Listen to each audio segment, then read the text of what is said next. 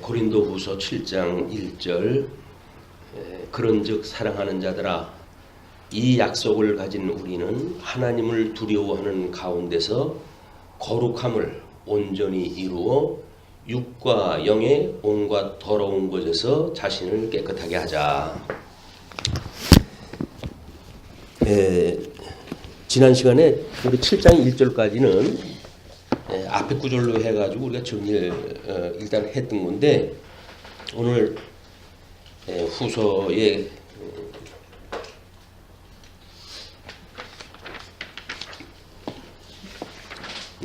7장 2절서부터 원래 16절까지가 근심과 회개라고 하는 그런 내용입니다.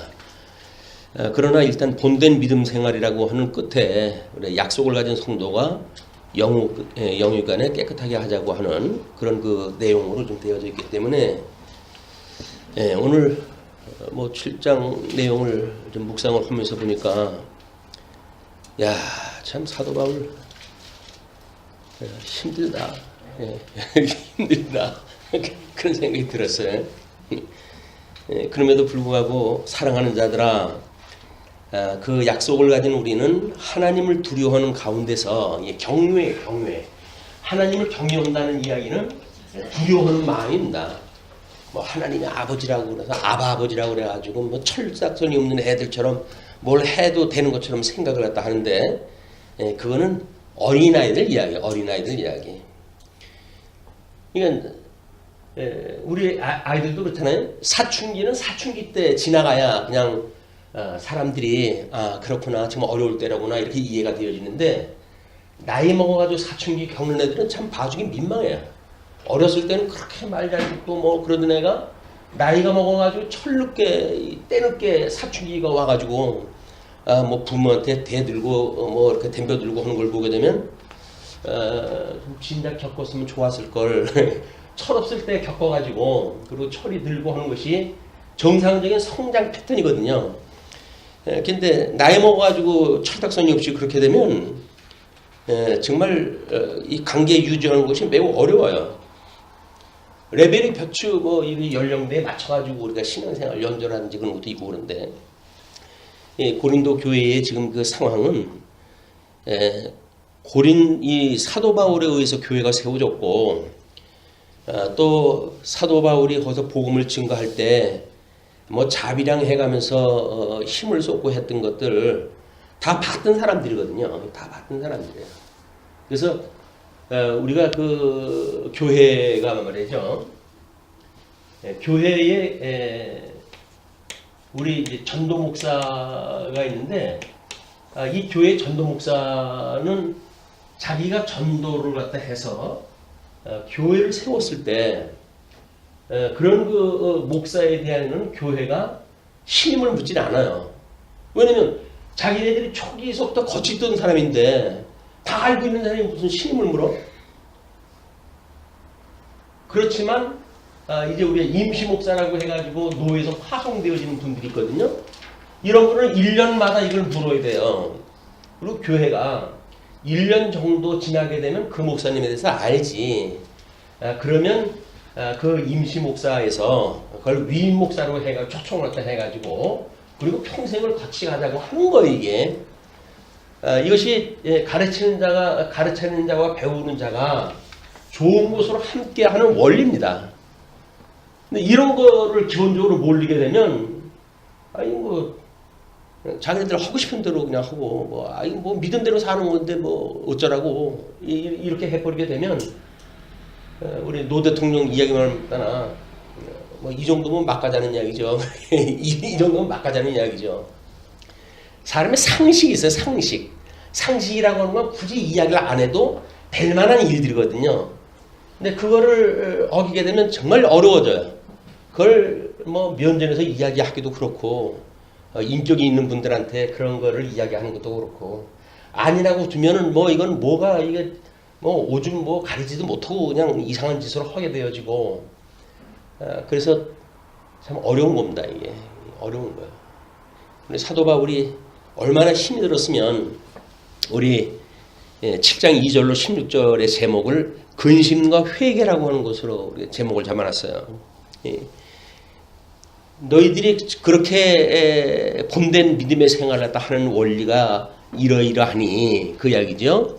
예, 직책이 방해받지 않기 위해서 꺼리끼지 않게 하고 또 이방인에게 마음을 넓은 것처럼 마음을 넓히고 또 성도로서 불신자와 멍해를 같이 하지 말고 그 이야기는 이미 성령의 소욕과 육체의 소욕을 분명히 하자는 거예요. 근데 그게 이 믿음의 본된 생활이라고 하는 그 이야기는 육체의 소욕대로 뭐 하는 거를 아니 뭐 다 그렇게 육체의 소욕대로 살지 뭐 안 하나 이런 걸 가지고 우리는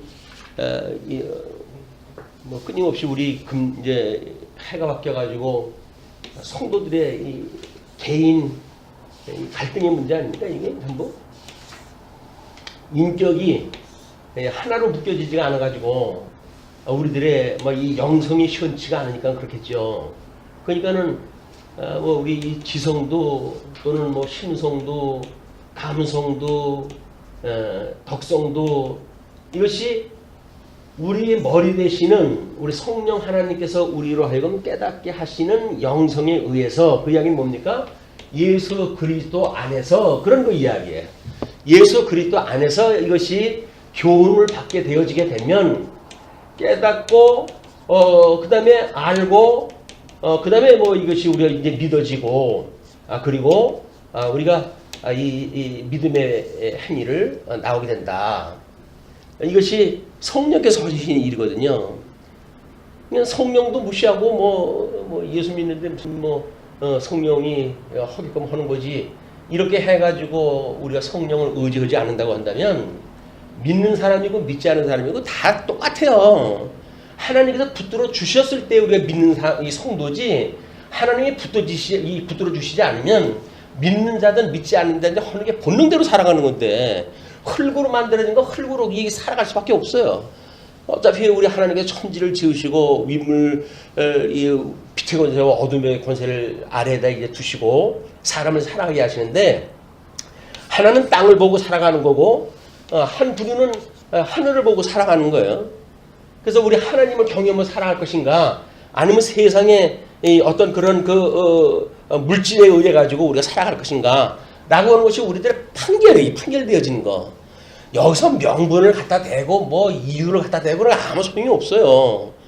성령께서 하시는데 뭐 이유가 뭐가 있습니까? 이 보면 아는 거지. 성령의 소유이냐 육체의 소유냐가 뻔히 아는 건데 이런 감성에 대한 분들 우리 이생의 자랑으로 해가지고 가득 차져 있잖아요.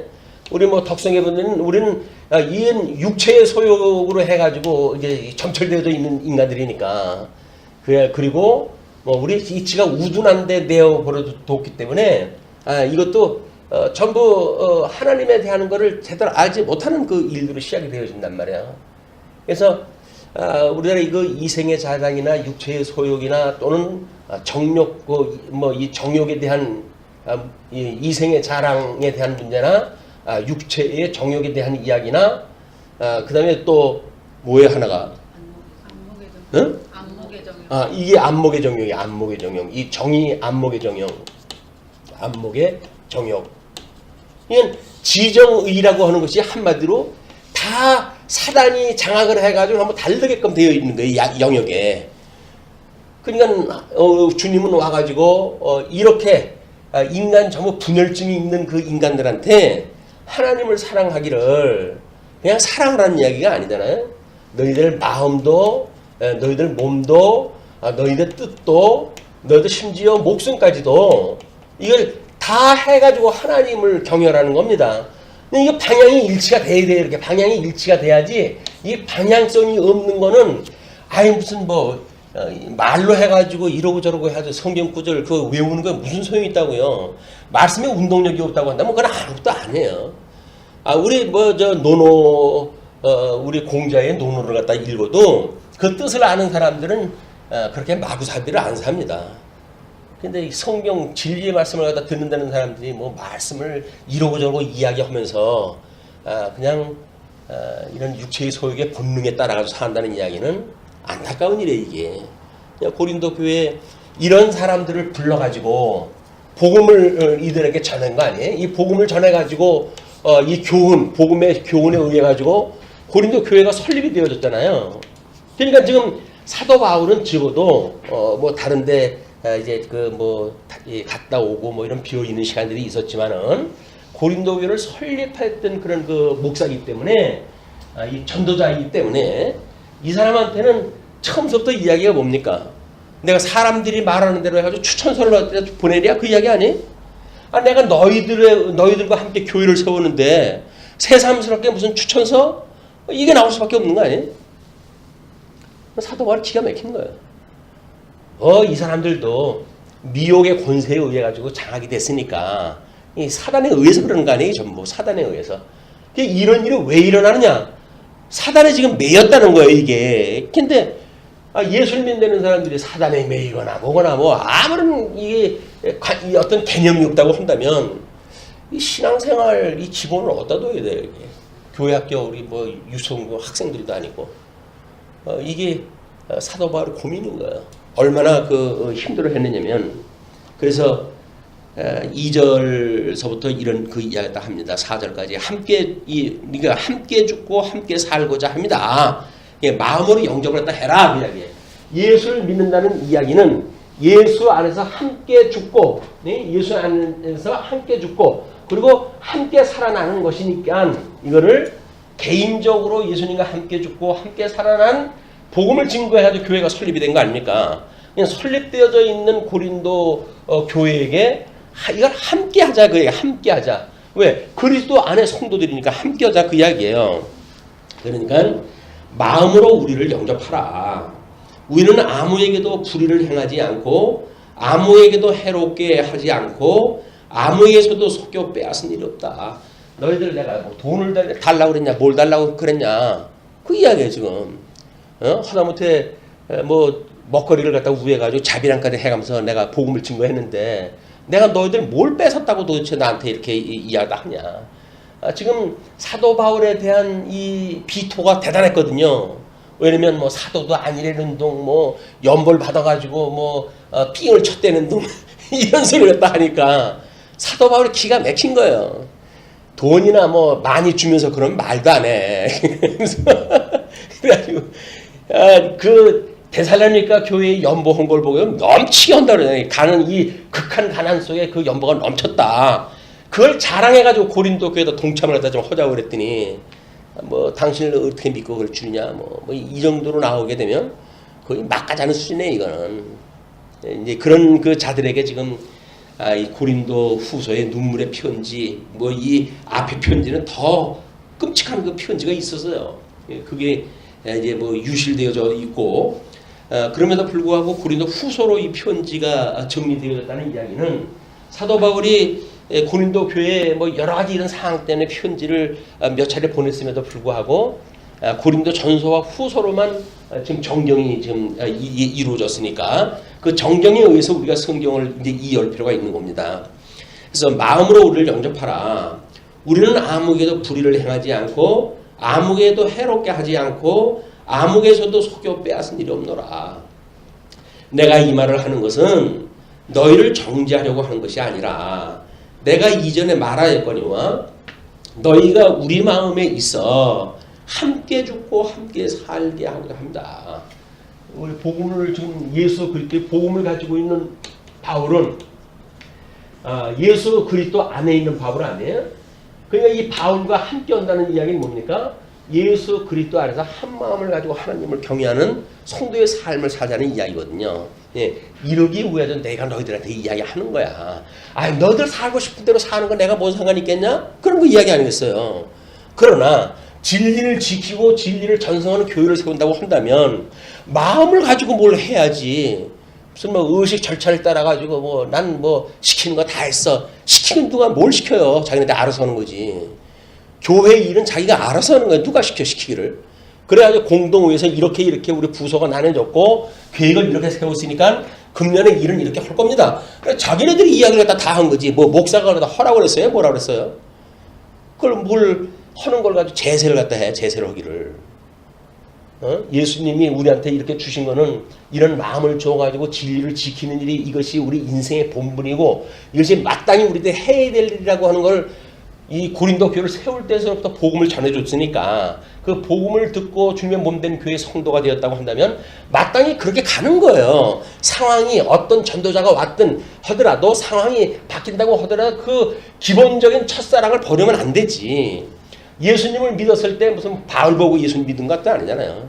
물론 바울이 복음을 증거했지만 예수님을 영접했다는 이야기는 예수님하고 이제 일대 직접적인 이 관계가 만들어진 거지 사도 바울을 통해 가지고 되어지는 건 아니잖아요. 이제 이 사도 바울은 그러니까 나하고 함께하자, 그런 그 이야기예요. 네, 이게 목사가 이렇게 이야기를 하게 되면 아이고 먹고 살려고 그러는 거야, 뭐 돈 좀 더 달라고 그러는 거야, 이런 이야기를 해가지고 함께 살다 그러니까 요즘 형편이 좋지 않아요?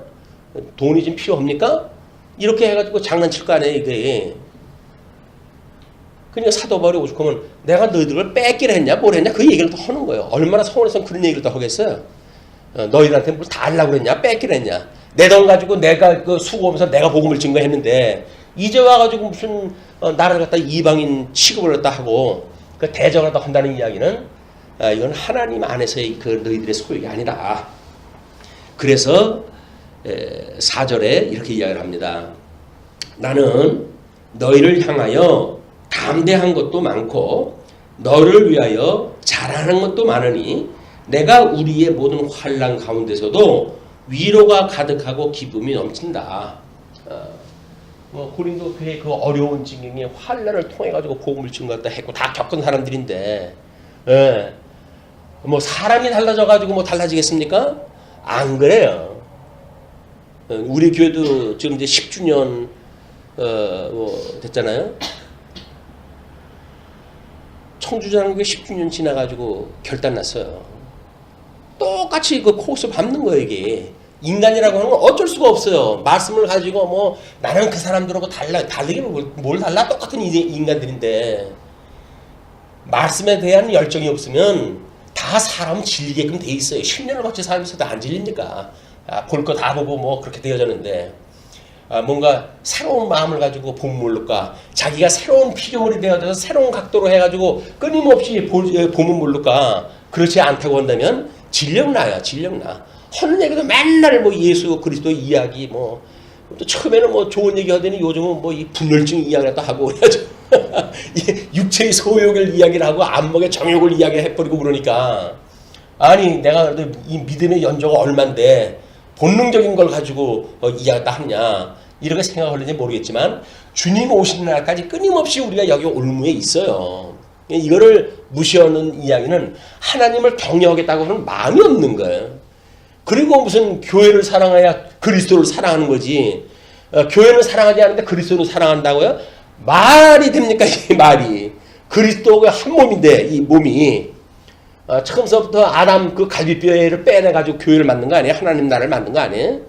그렇다고 한다면 이 예수님하고 교회는 한 몸인데 뭘 예수님은 사랑하면서 교회를 사랑하지 않는다고는 말이 안 되는 거예요. 그냥 이것이 분열증 이야기를 할 수밖에 없잖아요. 왜 믿는 거가 아는 것이 딴소리가 나오냐고요. 교회를 사랑한다고 한다면 당연히 주님을 사랑하는 거고 주님을 사랑한다고 하면 그게 주님의 몸된 교회를 사랑하는 거지. 사랑하는 교회를 갖다가 우습게 여기면서 무슨 주님을 믿는다고 그래요. 주님을 우리가 그렇게 믿는다고 하면서 하나님을 경외한다고요? 얼마나 하나님의 만만하면 그럽니까? 하나님이 정말 온 세상을 우주 만물을 불구덩이에다 집어넣는 심판주라고 믿어져 보십시오. 당장 우리가 먹고 사는 거 밥줄 끊는다고 하더라도 우리가 쩔쩔맬 사람들이 무슨 하나님 앞에서 기고만장해가지고 그렇게 해요. 이게 육체의 소욕에 우리가 이렇게 빠져져 있을 때 나타나는 현상이란 말이야. 이게 뭔 현상인지를 알아야 될 거 아니에요. 우리 요한계시록 13장을 공부를 했지만 도대체 우리를 이렇게 미혹하는 권세가 뭐냐? 그 실체가 뭐냐? 그 실체를 봐야 되는데 그 옛뱀이고 마귀고 사단이고 그것이 지금 로마의 그런 거 권세고 지금 헤로드 왕국의 권세들 아닙니까? 그런 권세에 있으면서 하늘에 계신 하나님의 뜻을 갖다 분별하지 못하게 되면 생각하는 것보다 절망이지. 아이고 내가 왜 이 일을 갖다 못하냐? 그런 생각 들 거 아니겠어요? 내가 이 일을 갖다 왜 하냐? 땅을 보니까 어쩔 수 없어요. 땅을 보게 되면 그렇게 보일 수밖에 없어요. 하나님 나라를 봐야 회복의 역사 이런 걸 과정으로 이해하고 하나님을 우리들로 하여금 회복하시는 분으로 이해했다 해가지고 소망을 갖게 되어지지. 과정에다가 목적으로 다 삼아놓고 보게 되면 그거는 그냥 그렇게 살다 가는 거예요.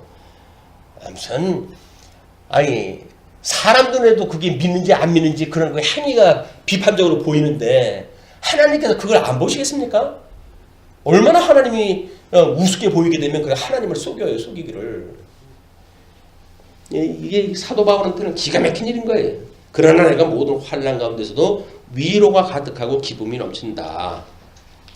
자, 그러면서 이제 5절로 7절 환난 가운데 기쁘게 위로해 준 성도에게 칭찬을 딱 합니다. 우리가 마게도냐에 이르렀을 때에도 우리 육체가 편하지 못하였고 사방으로 환난을 당하여 밖으로는 다툼이요 안으로는 두려움이었노라. 그냥 지금 뭐 13장에서 우리 사단의 뭐 삼일체를 갖다 보게 되면 우리 에덴 동산에서부터 이미 보여줬던 옛뱀의 권세들 아닙니까? 이거로부터 해가지고 나온 것이 지금 칠두식각이라는 거예요. 칠두식각. 이 칠두라고 하는 그 이야기가 바벨론, 메데, 바사, 헬라, 그 다음에 디아도코이, 그 다음에 지금 나와져 있는 것이 로마 제국이라는 거거든요. 그러니까 다섯은 망하였고 하나는 있고 하나는 아직 안 왔다 이렇게 이야기를 하는데 15장 이후에서 이거를 바벨론이라고 이렇게 이야기를 해요. 이제 바벨론 세력이라고. 그러니까는 칠두식각이 결국은 이 옛뱀의 그런 원형으로 해가지고 바벨론의 세력이 돼가지고 앞으로 이 하나님께서 이걸 다 멸하시겠다는 거거든요. 이걸 다 멸하겠다.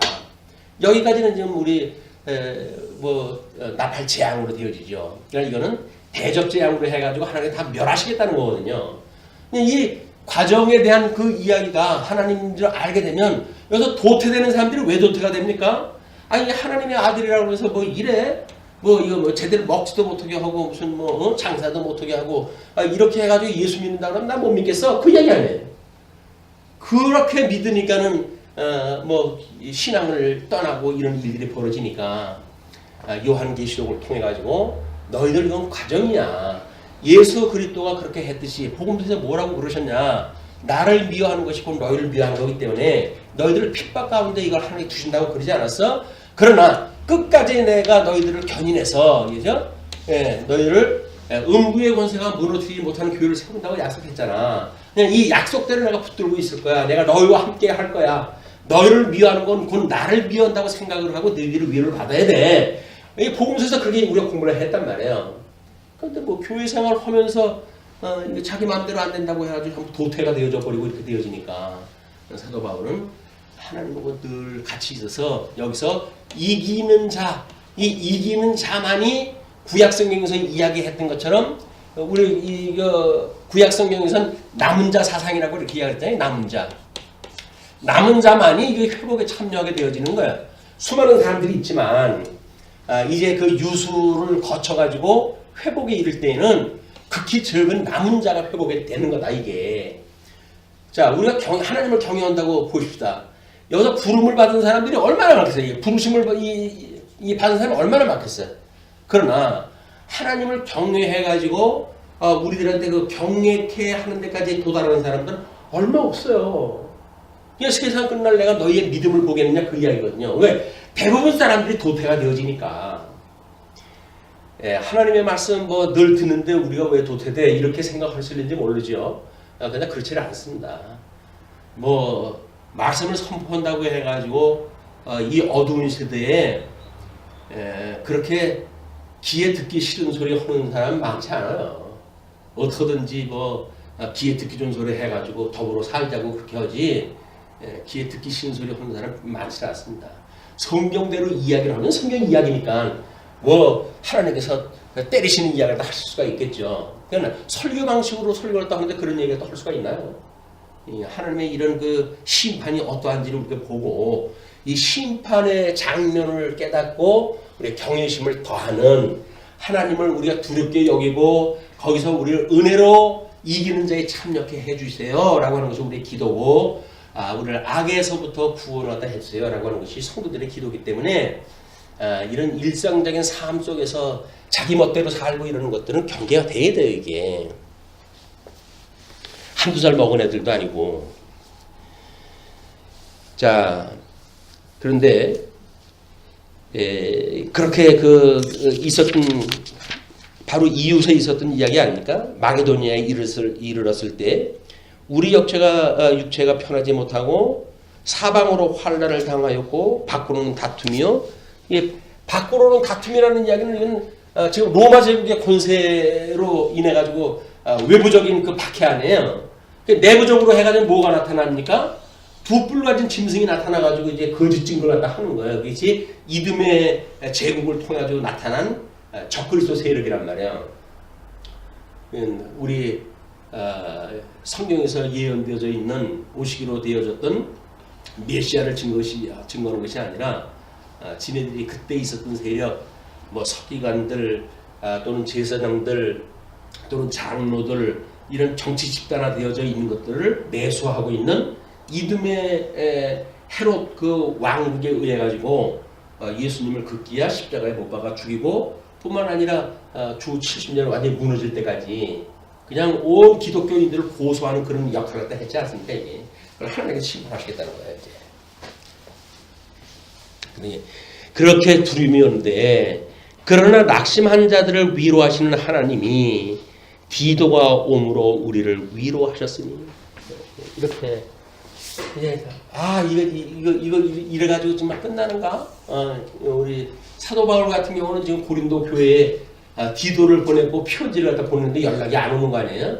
그러니까 하나님께서 이제 그냥 여기서 끝을 내시는 건가? 노심초사하는 거죠. 노심초사했어요.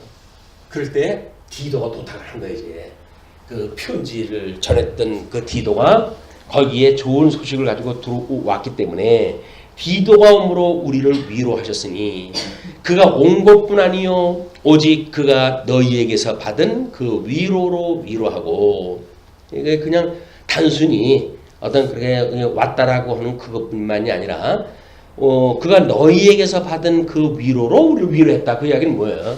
좀 대신으로 보는 거 아니에요. 디도는 바울이 지금 자기의 사신으로 이 디도를 보낸 거예요. 근데 디도가 지금 이 고린도 교회의 성도들한테 지금 위로를 받았어요.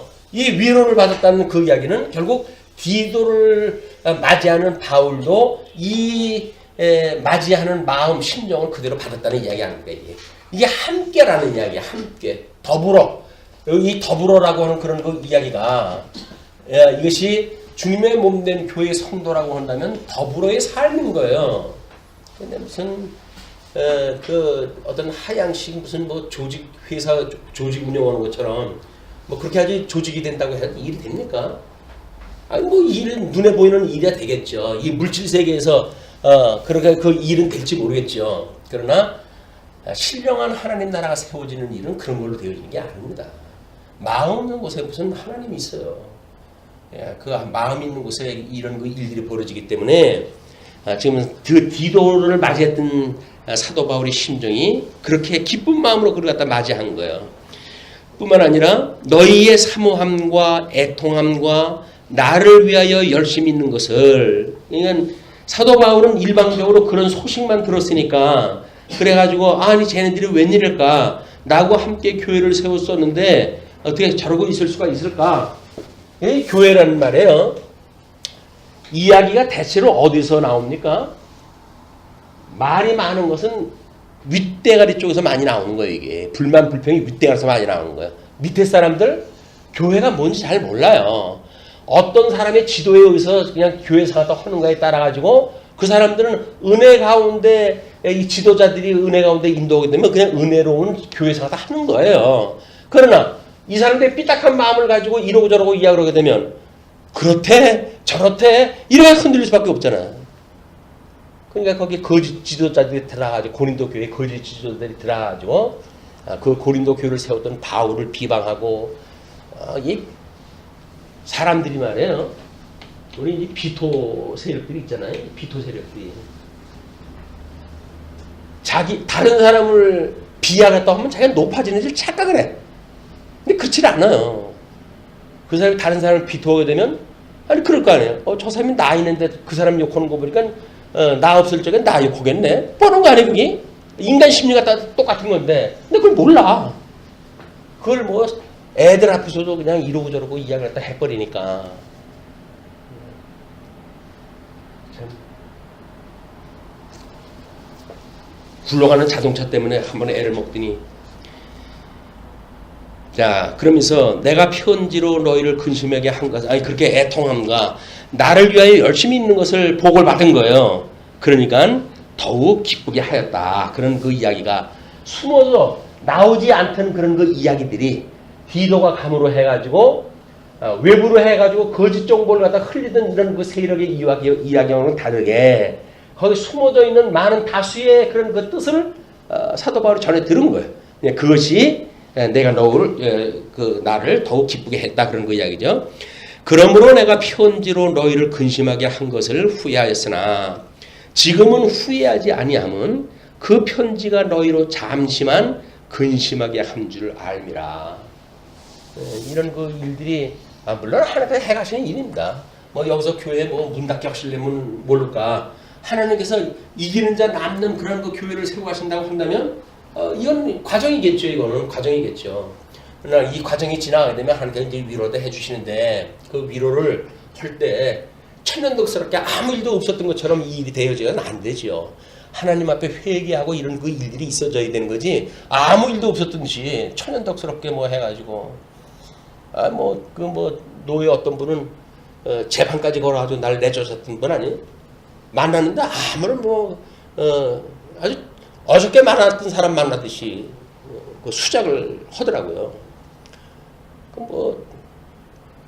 내가 그냥 문제가 안 삼니까 그냥 지나가는 거지. 그냥 잘못한 거에 회개 없다고 하는 그 이야기는 마음으로의 화합이 아닌 거예요. 이게 마음으로 화합이 아닌 거예요. 하나님도 이 마음에 없는 예배를 갖다 받지 않는다고 그렇게 이야기를 하잖아요. 내가 너희들이 드리는 제사 냄새 아주 냄새가 난다 이렇게 하시는데, 근데 그건 뭘 의무적으로 해가지고 보란 듯이 뻔듯하게 뭐가 되면은 하나님께서 기뻐하실까요? 아니 그 속을 다 알고 하는 하나님이 뭘 그걸 기뻐하시겠어요? 아유 불쌍한 인생아 왜 그러고 사니? 주님의 몸된 교회가 그렇게 하는 게 아니야. 외형적으로 해도 사람 보는 데 하는 게 아니야. 사람 앞에서 하는 것이 믿음의 행위가 아니야. 내 앞에서 하는 것이 하나님의 행위고 내가 그걸 갖다 보는 거야. 내가 인정해 주는 거야. 이렇게 이야기를 하기 때문에 사람 앞에서 자꾸 뭘 하려고 하는 거는 매우 위험한 일이다. 자, 그러면서 내가 지금 기뻐함은 너희로 근심하게 한 까닭이 아니요. 왜냐면 이제 디도를 보내가지고 나무래는 그런 책망에 이제 뭐 편지도 보내고 그랬으니까 근심하게 한 까닭이 아니고 도리어 너희가 근심함으로 회개함에 이른 까닭이라. 그러니까는 여기서 내가 너희들한테 하나님의 말씀을 책망하는 말씀을 보냈어. 이 책망하는 말씀을 갖다 해가지고 너희들이 죽었어. 그러니까 봐, 내 말 안 듣더니 너들 다 죽었지. 이걸 기뻐하는 것이 아니라 이 과정을 겪어가지고 다시 부활에 이르렀던 복음의 정신의 말씀이 이루어졌던 그 일로 인해 가지고는 기뻐하는 거다는 이야기예요. 우리는 얼마나 우리가 이 분열증세를 가지고 있느냐면 예수 그리스도 안에서 죽고 살아났던 것도 이걸 동시적으로 이해를 못하는 거예요. 이걸 한꺼번에 동시적으로 이해를 못해. 그러고는 뭐 예수님 안에서 죽었다라고 뭐 죽었다고 하는 사람들이 그러고 살겠습니까? 많은. 그래서 맨날 여기서 눈물 콧물을 흘리면서 잘못했어요 해놓고도 부활의 주님을 만나지를 못해요. 이것도 안타까운 일이고, 죽은 경험도 없이 나는 부활했어요 하는 사람들도 참 안타까운 일이고, 이 공의 균형 감각이 이 시기에 우리가 믿는 것이 십자가의 도를 제대로 이해한 거다. 십자가의 도는 예수 그리스도에서 우리들의 모든 죄를 짊어지시고 돌아가셨고, 그리고 그가 사흘 만에 부활하심으로 하나님의 아들로 인정되어졌다고 하는 예수 그리스도라고 하는 총칭에 대한 설명이 가능해야 되는 거예요. 이게 모든 삶이 그리스도의 복음적이라고 한다면 두 가지가 끊임없이 반복이 돼야 돼요. 반복이 돼야 돼요. 하나님 앞에 그래서 우리한테 육체의 소욕으로 끌렸던 그런 것에 대하여 또 회개하고, 그래서 그럼에도 불구하고 우리를 사랑하셨던 주님으로 인해서 우리가 용기를 가지고 소망을 갖고 믿음으로 더욱 굳게 세워져 가는 이런 신앙생활이 끊임없이 반복되어지고 있습니다. 자, 그러니 도리어 너희가 근심함으로 회개함에 이른 까닭이라. 너희가 하나님의 뜻대로 근심하게 된 것은 지금 사도 바울이 성령의 감동을 가지고 편지를 갖다 보낸 거 아니에요? 이 편지는 이 교훈이죠. 하나님의 말씀은 교훈이 되어진 거 아니에요? 그 교훈을 받게 되어진 것이 하나님의 뜻대로 근심하게 된 것이라는 이야기거든요. 이것이 하나님의 말씀으로 책망으로 이게 받게 되어진 거예요. 이게 하나님의 말씀을 들으면서 책망받지 않으면 참 돌덩이에다가 복음 진 거나 똑같습니다. 이게 하나님의 말씀을 갖다 들으면 가슴이 찔려가지고 제가 이런 죄인이군요 라고 하는 마음이 들고 하나님 앞에 회개하고 여전히 이 악에서부터 날 구원해 주세요 라고 하는 끊임없는 기도가 만들어지고 뭐 회복이 돼야 될 거 아니에요. 회복이. 서우는 것도 하루 이틀이지 맨날 며칠을 그렇게 해가지고 많은 사람들 힘들게 하면 이걸 어떻게 합니까 이걸.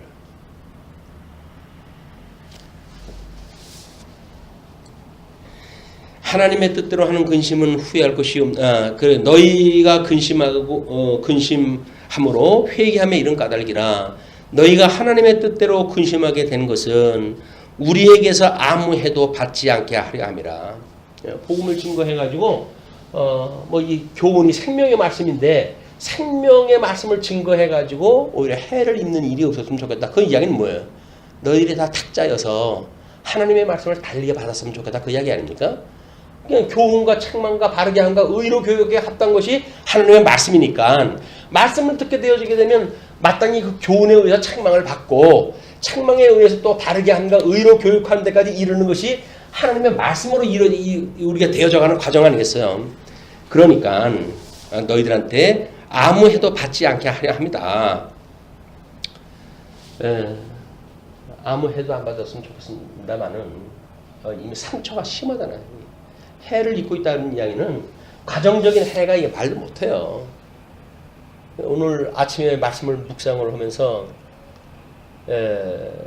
사도 바울이 하나님 앞에 그 재판이 걸려가지고 26장에서 그 변명을 또 하는 중에 그런 이야기가 나와요. 예수님을 내가 만났는데 예수님이 날 부르더라. 그래서 누구십니까? 물어봤더니 예수님께서 네가 박해하는 예수다 라고 이야기를 하시면서 나보고 네가 그 가시체를 향하여 뒷발질을 하는 것이 너만 힘들게 하는 일인데 그것이 안타까워서 내가 너를 불렀다고 그런 주님의 음성을 내가 들어놓으라. 거기서 꼬꾸라진 거 아니에요. 거기서 꼬꾸라진 거 아니에요. 자기는 열심히 주의 일을 한 거라니까요. 그 율법에 아주 능한 자고 뭐 유대교에 그 아주 상당히 깊이 그 강의했던 사람인데 얼마나 뭐 자기 딴에는 하나님을 위한 일이겠어요.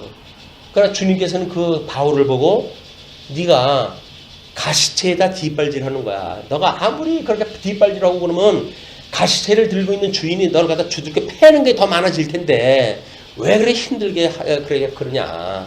그 이야기 하는 거예요. 뒷발질 하지 말라고. 뒷발질 하지 말라고. 우리는 끊임없이 뒷발질하면서 하는 거 아니에요. 뒷발질하면서. 하나님께서 끊임없이 우리가 채찍을 쳐요. 그래서 뭐 때로는 건강도 나쁘고 우리들한테 그런 그 일들이 생긴다고 그러는데 건강해질 리가 없잖아요. 이렇게 우리가 뭐 분열 증세를 일으켜가지고 마음대로 세상이 돌아가지도 않고 내 뜻대로 되지도 않고 라고 한다면 건강 상하는 거는 정한 이치인 거예요. 스트레스에 의해서. 그렇기 때문에 우리 하나님의 말씀을 듣는다는 그 이야기는 끊임없이 일렬로 세우는 일입니다. 우리의 마음도 뜻도 우리의 생각도 우리의 목숨까지도 다 하나님을 위하여라고 하는. 왜 우리는 하나님을 위해서 부름을 입었으니까 하나님을 위하여 우리가 이게 한 줄로 세워져야지 이게 머리는 머리대로 돌아가고 마음은 마음대로 돌아가고 감정은 감정대로 돌아가고 이거는 글쎄 타락되었을 때 상황이 되니까요. 예수를 믿고 이런 증세가 만들어지게 되면 빨리 우리는 SOS를 쳐야 돼요. 하나님 앞에. 하나님 나 증세가 이상해요. 내 이 뜻이 뜻대로 안 됐다고 해가지고 내가 지금 마음이 엄청나게 지금 상하고 있거든요. 왜 그러죠? 주님의 뜻대로 되어졌을 텐데 왜 내 마음이 이렇게 상하게 될까요? 그건 하나님 앞에 기도를 갖다 물어보면 그러죠. 네 뜻이 지금 네 뜻을 생각을 하니까 그렇지 주의 뜻을 생각하면 왜 그러겠냐? 라고 해서 하나님께서 무슨 답을 주실 거 아닙니까? 내 뜻 때문에 우리가 심사가 꼬이는 거지 주님의 뜻대로 심사가 꼬인다고요? 아니에요. 전부 내 뜻 때문에 내 뜻대로 안 되기 때문에 화가 나는 거예요. 아니 하나님 뜻대로 되어지는데 내 뜻대로 되는 게 뭐 중요해? 하나님 뜻대로 되면 됐지. 하나님의 뜻대로 되어지고 그렇게 됐을 때 우리 마음이 평안을 얻게 되어지고 그래서 우리가 어떤 육체적인 그런 변화가 만들어지는 일이다. 우리 최 집사님이 요즘 뭐 건강도 나쁘고 이제 그렇다고 그래. 교회 안 나와서 그러나 내가 이제 그렇게 이야기했더니 뭐라고 이야기를 하시던데 교회 안 나오고 말씀 듣는 거 멈추게 되면 어쩔 수 없이 이걸 듣는데도 이게 잘 안 되는데 안 듣는다고 한다면 뻔해요. 우리 이 하나님께서 그 뒷발질을 하는 우리들한테 어떻게 향하는지 너무나 뻔한 거예요. 할 수만 있으면 정말 하나님 이 말씀 앞에 우리가 무릎을 꿇자. 하나님 말씀 앞에 순종하자. 그게 무슨 자기네들이 그 하나님 말씀 잘 듣는 거고 나하고 무슨 상관이 있겠어요. 사도 바울 말 맞다나 더불어 내가 죽고 사는 일에 같이 되려고 그러는 거야. 그런 그 이야기지. 자기가 뭐 신앙생활 잘하면 내가 배가 아플 일 있나요? 아니면 뭐 안 된다고 해가지고 배가 무슨 뭐 배가 안 아픈 건 뭐라 그래요? 그게 아니잖아 이게. 더불어 우리가 어떻게 예수 그리스도 안에서 한 마음으로 한 몸으로 한 지체로 살아가는가에 대한 일인데 그거를 나 몰라라 하고 교회 조직도 뭐 근본적인 어떤 신앙생활의 패턴도 이걸 바꾸기 시작한다고 한다면 그게 그 말로가 어떻게 될지 보이잖아요. 그게 하루라도 일찍 그 사건들이 끝나고 정리가 돼서 회복이 되었으면 좋겠다 하는 그 마음입니다. 하나님의 뜻대로 하는 근심은 후회할 것이 없는 구원에 이르게 하는 회개를 이루는 것이요. 하나님의 뜻대로 하는 근심이 뭐라 그랬어요? 후회할 것이 없는 구원에 후회할 것이 없는 구원. 구원의 서정을 우리가 이야기를 하면서 나는 구원 받았어. 그래서 하나님의 아들이야. 라고 하는 걸로 가지고 있으면서 끊임없이 여기서 지금 뭔가 후회가 있다고 한다면 이 후회는 여기서 우리가 올바른 성화의 과정에 지금 돌입되어져 있지 않기 때문에 나타나는 현상이거든요. 그러니까 그래서 끊임없이 우리 주님 앞에 우리가 기도를 갖다 해야 되는 거예요. 기도를 갖다 해야 하나님께서 그 하나님의 뜻대로 하는 근심 그런 걸로 해가지고 하나님의 뜻은 그렇지가 않은데 내가 이렇게 이쪽으로 가고 있어요.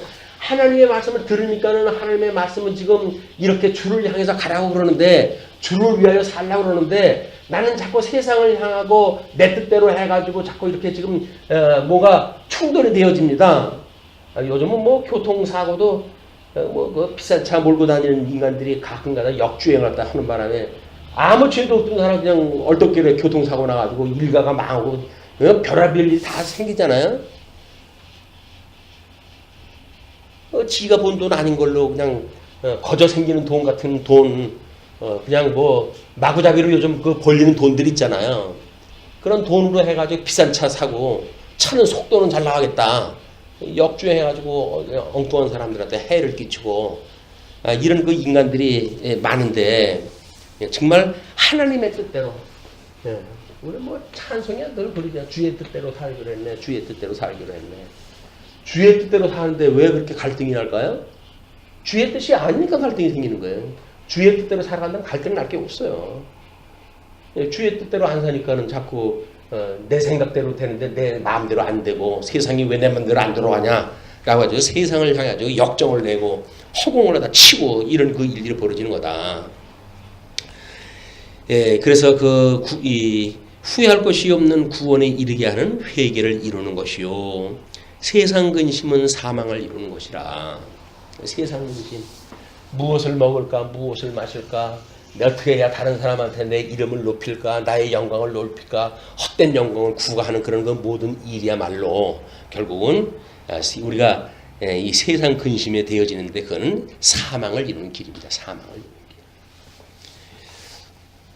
자, 11절에 보시게 되면 보라 하나님의 뜻대로 하게 된 이 근심이 너희로 얼마나 간절하게 하며 얼마나 변증하게 하며 얼마나 분하게 하며 얼마나 두렵게 하며 얼마나 사모하게 하며 얼마나 열심히 있게 하며 얼마나 벌하게 하였는가. 사도 바울은 지금 주를 위한 고민 아니었어요. 이게 걱정이 주를 위한 걱정이었어요. 더불어 예수 그리스도 안에서 함께 죽고 사는 은혜를 누리고자 하는 그런 그 근심이었기 때문에 그런 그 이야기에 그런 근심이었기 때문에 내 그 근심이 너희한테 전달되어질 때 그게 얼마나 간절하게 되었더냐. 내가 그런 간절한 마음을 담아가지고 그렇게 기도를 갖다 했고 디도를 보냈고 또 디도에게 전달을 받았고 그냥 간절하게 하며 얼마나 변증하게 하며 심지어 너희들한테 내가 뭐 추천서를 갖다 쓰냐 안 쓰냐 내가 정말 너희들한테 이런 이야기까지 해야 되겠냐? 그 얘기 아니에요. 그런데 복음을 방해하는 자들의 음모를 갖다 아니까 아주 기본적인 것까지 이야기를 해서 그런 그 일들에 대한 거를 근심이 너희들로 하여금 일일이 변증을 갖다 하게 했다는 거예요. 뿐만 아니라 얼마나 분하게 하며 그런 나를 갖다가 뭐 왜곡하고 호도하고 그래가지고 그렇게 그 뭐 후욕을 갖다 하는 이런 걸로 인해 가지고 내가 얼마나 분하게 여겼느냐. 뿐만 아니라 그런 그 일들로 해가지고 하나님을 경외하면서 멀어지는 너희들 때문에 내가 얼마나 두려워했겠냐. 그 이야기죠. 그리고 얼마나 사모하게 하며 너희들하고 첫사랑을 나눴던 그런 그 감정이 아직도 그대로 있는데 너희들이 그렇게 나를 비토를 갖다 하고 후욕을 갖다 한다고 한다면 내가 너희를 얼마나 사모하게 했던 사람들이었었냐. 얼마나 열심히 있게 하며 얼마나 벌하게 하였는가. 너희들한테 이 복음을 들어가지고 책망에 이르도록 했으니까 얼마나 벌을 갖다 했겠어요? 그런 그 이야기죠. 너희가 그 일에 대하여 일체 너희 자신의 깨끗함을 나타내었느니라. 디도를 통해 가지고 온 걸 보니까 비토 세력은 몇 명 안 돼 이게. 대부분 사람들은 다 사도 바울 사모하고 우리한테 복음을 증거를 갖다 해줬던 그런 그 은인으로 생각하고 그래서 말씀을 전하는 자와 더불어 좋은 곳으로 함께하고자 하는 이런 많은 무리들이 있었던 거예요. 그런데 누가 잘못 들어온 지도자들이 그렇게 해가지고 온 소음을 갖다 하는 바람에 사도 바울이 어머나 이건 무너지는 거 아니야? 라는 생각이 들었겠죠. 그러나 많은 사람들이 그렇지 않고 오히려 자신의 깨끗함을 나타냈다. 디도를 통해서 아니에요. 우리가 사도 바울 당신을 얼마나 우리 사모하고 있는데 당신이 염려하는 것처럼 그런 일이 없습니다. 이때 그 있었던 일들은 막 우리들한테 언제 여기한테 그 지도자로 온 자들이 거짓을 증거하고 그랬기 때문에 혹이나 우리가 뭐 오해의 여지가 있을지 모르지만 우리들 생각으로 해가지고는 당신이라고 한다면 그렇지 않을 사람이라는 거 우리 믿고 있었던 사람들에게 이렇게 이야기를 했겠죠. 그렇지 않습니까? 아니 그 뭐 목회자가 자기네들은 거치 어려운 시절에 교회를 개척을 했다 하고 만들어줬으면 그 목사가 어떤 목사인지 알 거 아니겠어요. 근데 그 뭐 목사가 욕심이나 있어가지고 돈이나 밝히고 하는 것처럼 이 뭐 소문을 내고 이런 사람들이 많은 사람이 한 게 아니라 지도자 몇이 뭔가를 세를 갖다가 이제 뭐 비난하기 위해서 그런 그 일들이 벌어졌다. 일체 너희 자신의 깨끗함을 나타내었느니라. 12절 그런즉 내가 너희에게 쓴 것은 그 불의를 행한 자를 위한 것도 아니고 그 불의를 당한 자를 위한 것도 아니고 오직 우리를 위한 너희의 간절함이 하나님 앞에서 너희에게 나타나게 하려 함이로다. 사실 사도 바울이 쓴 건 그게 아니었잖아요. 서운한 마음으로 해가지고 염려스러운 마음으로 해가지고 근심의 마음으로 편지를 보낸 거예요. 디도까지 보내고 디도가 늦어지면서 안절부절하고 했던 사실이 앞에서 그걸 증명을 하지 않습니까? 그리고 그 수많은 어떤 뭐 그 변명했던 내용들 뭐 이런 걸로 보게 되면 다 이제 그게 만들어지는데 결과론적으로 보니까 여기서 불의를 행하는 자들을 위한 것도 아니고 불의를 당한 자를 위한 것도 아니고 결국은 오직 우리를 위한 너희의 간절함이 그러니까 우리가 오해했던 그런 걸 불식시킬 만한 너희의 간절함이 하나님 앞에서 너희에게 나타나게 하려 함이로다. 그동안 다수들이 침묵을 하고 있었는데 그 침묵하고 있는 다수가 디도에게는 이야기하기를 전혀 그렇지 않다. 우리는 바울 선생님을 얼마나 사랑을 하고 그의 전했던 복음으로 우리가 힘을 얻고 살아갔던 사람들인데 그렇게 일부 비토 세력들에 의해서 소문난 것 같은 그런 그 심정이 아니다. 라고는 사실이 밝혀진 거 아니에요.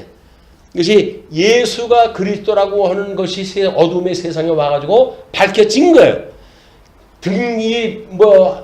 진리의 등불이 이런 등잔 아래에 둔 것이 아니라 그 세상을 비추는 빛으로 드러났단 말이에요. 하나님의 영광을 드러났단 말이에요. 사도 바울은 드러난 영광을 보고 이것이 내가 너희한테 편지를 쓰기를 잘했다. 비록 서운한 마음을 가지고 염려하는 마음으로 편지를 보냈다 할지라도 그것이 끝내 너희들한테 이렇게 숨겨져 있는 생각을 드러내게 했으니 나한테는 기쁘다. 그런 그 이야기죠. 13절로 16절 디도를 격려하는 마음으로 영접하고 순종함을 칭찬합니다. 이로 말미암아 우리가 위로를 받았고 진정 있는 그런 그 편지를 받고는 위로가 되어지는 거예요. 우리가 받은 위로 위에 디도의 기쁨으로 우리가 더욱 많이 기뻐하면 그 위로뿐만 아니라 디도의 기쁨으로 우리가 더욱 많은 기쁨을 얻게 되어지는데 그것이 뭐냐면 그의 마음이 너희 무리로 말미암아 안심함을 얻었습니다. 직접 이제 상대했던 사람들 아니에요. 디도는 이 사람들하고 직접 상대했던 사람들 아니에요. 그렇기 때문에 디도가 이분들의 실체를 보니까 너무 따뜻한 마음으로 주 안에서 그를 영접하고 이렇게 했던 마음을 가지고 기쁜 마음으로 지금 이 바울한테 온 거거든요. 바울이 그 마음을 보고 그 고린도 교회 성도들이 그랬구나. 우리가 괜히 들리는 소문 때문에 괜히 애만 걱정을 했다 했구나. 이렇게 이제 했던 거죠. 근데 우리 디도가 그 소식을 듣고 편지를 가지고 와서의 이야기는 선생님이 염려하는 것처럼 그런 상황이 전혀 아니었어요. 그는 이 교회를 무너뜨리려고 하는 거짓 지도자 몇이 그런 그 일을 갖다 했던 겁니다. 그렇게 보고가 됐겠죠. 그러니까 그의 마음이 너희 무리로 말미암아 안심함을 얻었습니다. 내가 그에게 너희를 위하여 자랑한 것이 있더라도 부끄럽지 아니하니. 디도는 뒤에 이제 만난 거 아니에요. 고린도 교회 성도들한테 그 우상이 들끓고 있는 그 지역들 아니었습니까? 에덴 지역으로부터 해가지고 고린도 지역이 전부 그 헬라권에 있는 사람들이기 때문에 그런 사람들한테 그 복음을 증거해가지고 예수를 갖다 그리스도로 믿고 그들이 기뻐하고 하는 삶을 사도 바울은 생각을 하고 있는데 그러고 있는데 그런 그 소문이 들으니까 이상한 근심을 갖다 하고 그렇게 됐던 거죠. 그러나 그렇게 했기 때문에 디도에게 그동안 얼마나 자랑을 했겠어요. 야, 고린도 교회 성도들 대단하지 않니? 그리고 칭찬을 했을 거예요. 우리 얼마 전에 서울 올라가지고 어차피 우리가 생각을 함께 경험했던 공유할 수 있는 그 공간이 그 교회가 있는 거 아니에요. 그러니까 그때가 참 좋았어요. 그때가 참 좋았어요. 신앙생활 그때가 참 좋았어요. 그냥 이런 거 얼마나 자랑을 했겠어요. 10년사를 제가 이제 그걸 해놨더니 서울에서 전화가 왔어요. 어떤 분한테 10년사 좀 보내줄 수가 있습니까? 왜 그렇습니까? 그랬더니 자기 교회사, 각 교회 교회사를 갖다가 모으고 있는데 10년사를 쓰는 교회는 처음 봅니다. 전 목사님 대단해요. 용기가 대단합니다 그러더라고요. 10년이면 무너질 날이 멀지 않은지 10년, 20년 정도 넘어가야 이제 교회가 굳어지고 문제가 생긴다고 해도 일부 내버리고 그냥 그 교회 뿌리는 그냥 있는 거 아닙니까? 근데 10년 살을 다 썼다고 그러니까 목사님 용기가 대단하십니다 그러더라고요. 칭찬인가 보니까 칭찬이 아닌 것 같아. 무모합니다. 무모합니다. 당신은 교회를 몰라도 너무나 모르는군요. 그 얘기가 좀 들리더라고요. 근데 10년사를 통해가지고 얼마나 자랑을 갖다 했어요.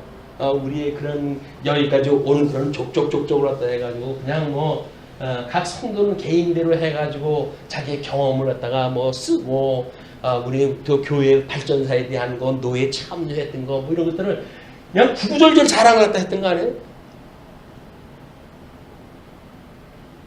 근데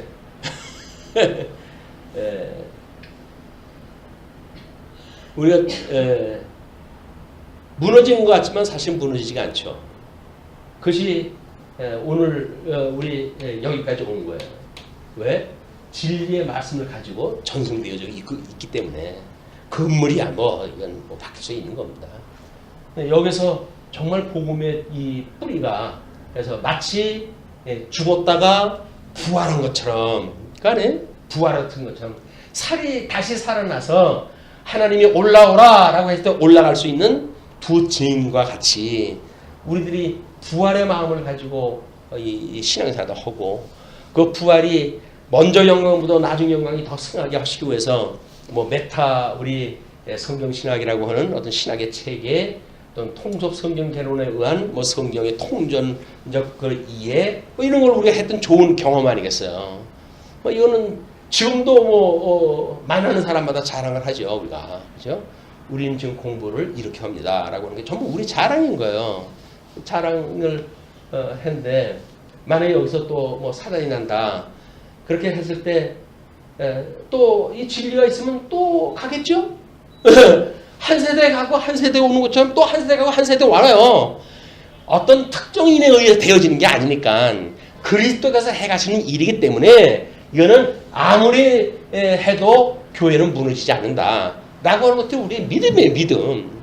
네, 다만 우리가 기쁘고 함께 즐거운 마음으로 세웠던 교회가 거기에 동참하지 못하고 엉뚱한 사람들에 의해서 계승되어진다는 것이 우리가 봐와서 아는 일 아닙니까? 얼마나 그것이 힘들고 거기에서 그런 사람들이 우리가 긍휼히 여길 만한 일들로 보이고 라고 한다면 이 눈에 보이는 일인데 그렇기 때문에 우리가 이런 사도 바울이 고린도 교회에 대해서 그냥 뭐 자랑을 꽤 했을 것 같아요.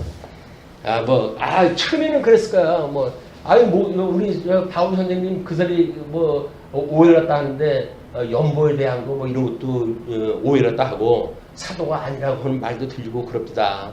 그렇게 해서 처음에 반응이 그랬겠어요. 야, 다른 사람들은 몰라도 고린도 교회 교인들은 안 그래. 야. 나하고 교회를 세울 때 그 사람들이 어떻게 세우는데 그거는 혹이나 모르는 사람 몇몇이 그런 얘기는 들린지 몰라도 그 사람은 결코 그렇지 않아. 라고 굳은 믿음을 갖고 있었는데도 불구하고 소문은 자꾸 이 소문이 나니까 그래가지고는 디도에게 편지를 써가지고 보낸 거 아니에요. 근데 일이 순적하게 돼서는 빨리 올 텐데 디도가 자꾸 이게 도착이 늦어지는 거야. 늦어지는 걸 보고 근심이 자꾸 이게 진짜야? 진짜야? 믿었던 개들이 정말 그렇게 완전히 무너지고 말았어? 이런 염려가 있었던 거 아니에요? 근데 돌아오고 보니까 그게 아니었던 거야. 그러니까 내가 이들을 위하여 자랑한 것이 있다 할지라도 그 이야기야. 아주 우리 바울의 그런 그 심리적인 상태가 참 그 한 송이 국화꽃을 피기 위해서 서쪽 새가 봄서부터 우러나가 봅니다. 우리들의 이런 상상지도 못했던 그런 그 일들이 이 강론의 공감대를 갖다 더 크게 하기 위해서 이런 일을 주시지 않았는가. 너로 말미암아 우리가 위로를 받았고 우리가 받은 위로 위에 디도의 기쁨으로 더욱 많이 기뻐함은 그의 마음이 너희 무리로 말미암아 안심함을 얻었습니다. 내가 그에게 너희를 위하여 자랑한 것이 있더라도 부끄럽지 아니하니 우리가 너희에게 이른 말이 다 참된 것 같이 디도 앞에서 우리가 자랑한 것도 참되게 되었도다. 이게 성도예요. 이게 성도예요. 진리와 함께 기뻐하고 사랑하는 우리가 진리와 함께 기뻐하는 사랑이라고 하는 모습이 이 모습인 거예요. 사랑을 하라고 그랬다고 무슨 뭐 다른 사람 뭐 이렇게 저렇게 해가지고 내 식구 만들어 놓는 게 사랑이 아니에요. 사랑은 진리와 함께 기뻐해야지. 자기 수족 만든다고 해서 사랑입니까 그게? 그가 너희 모든 사람들이 두려움과 떨므로 자기를 영접하여 순종한 것을 생각하고 너희를 위하여 그의 심정이 더욱 깊었으니 너희 모든 사람들이 두려움과 떨므로 이제 디도한테 들은 걸로 얘기했을 때 디도를 영접하고 또 순종한 것을 생각하고 너희를 향하여 그의 심정이 더욱 깊었으니 얼마나 그걸 진정으로 받아들였겠어요. 그러니까 심정이 더욱 깊었으니 내가 범사에 너희를 신뢰하게 된 것을 기뻐하노라. 범사에 너희를 신뢰하는 것. 거기서 뭐 들리는 소문들 막 이런 것들을 일축하고 정말 그 무언의 그런 다수의 그런 그 성도들 말씀만을 오직 사모하고 있는 성도들 이런 그 성도들의 심중을 갖다 보고 그것 때문에 신뢰하게 된 것을 기뻐한다. 그런 그 이야기입니다. 그래서 우리가 이 주면 몸된 교회를 섬긴다는 이야기는 방향성이에요. 방향성.